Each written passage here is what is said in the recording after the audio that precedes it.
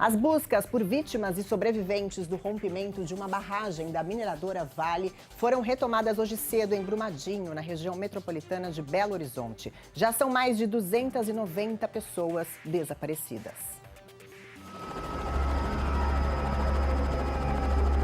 Tem misericórdia. Joga pra ela a corda. Misericórdia. Eram 4 horas da tarde quando socorristas encontraram 4 vítimas às margens de um córrego no bairro Parque da Cachoeira. Demorou 1 hora para que os corpos fossem retirados da lama, como mostram essas imagens exclusivas. De helicóptero, os cadáveres foram levados para o Instituto Médico Legal de Belo Horizonte. O trabalho de resgate não parou um minuto. De madrugada, socorristas fizeram buscas dentro da mina do Córrego do Feijão após o rompimento da barragem na tarde de sexta-feira. A quantidade de barro era tão grande que cobria metade da perna deste homem que participava das buscas.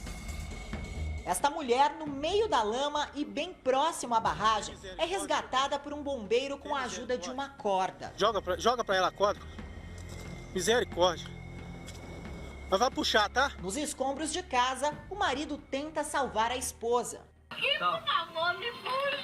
Me fuja, amor, vai me fazer cama, me fuja, pelo amor de Deus. Deixa o pai. 23 pessoas foram socorridas para o hospital. Neste sábado, a enxurrada de lama perdeu força, mas ainda corria por Brumadinho, num cenário devastador. Era hora do almoço quando a barragem 1 da mina do Córrego do Feijão, da mineradora Vale, se rompeu.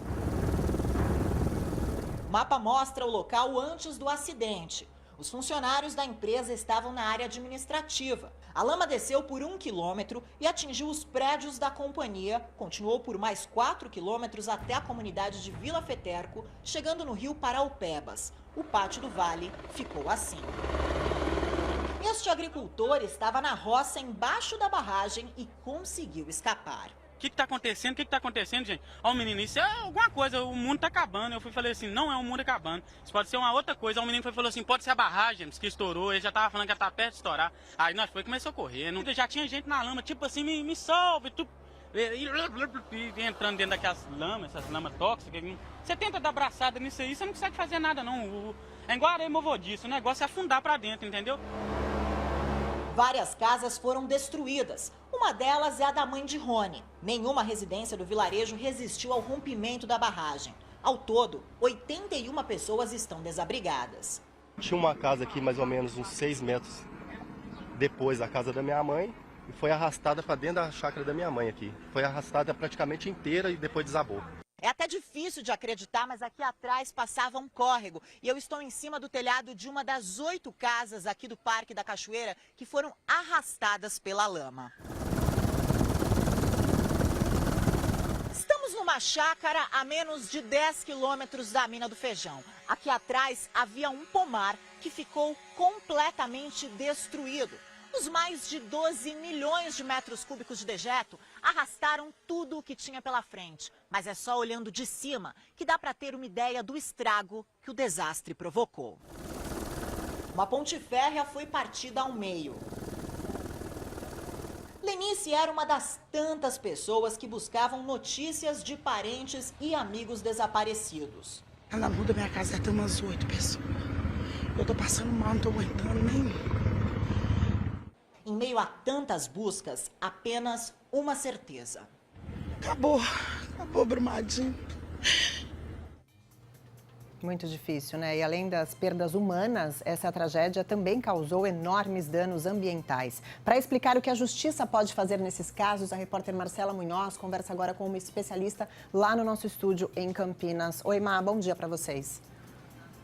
Oi, Ivan, bom dia para você e para todo mundo que nos acompanha aqui no VTV da gente. Pois é, hoje a gente recebe a especialista em direito ambiental, que é a Renata Franco, porque existe uma grande preocupação, Ivan, em relação à indenização dos sobreviventes e também das famílias desses sobreviventes. Porque a gente sabe que lá em Mariana, por exemplo, até hoje eles não foram indenizados, estão vivendo com o vale alimentação e também com o auxílio aluguel. Doutora, obrigada primeiramente por nos receber aqui no VTV da gente. Eu queria saber primeiro o que a gente pode falar em relação à responsabilidade. Quem deve ser responsabilizado por esse desastre? Bom dia, obrigado, Marcela. É um prazer estar aqui. Muito triste estar falando sobre esse assunto, né?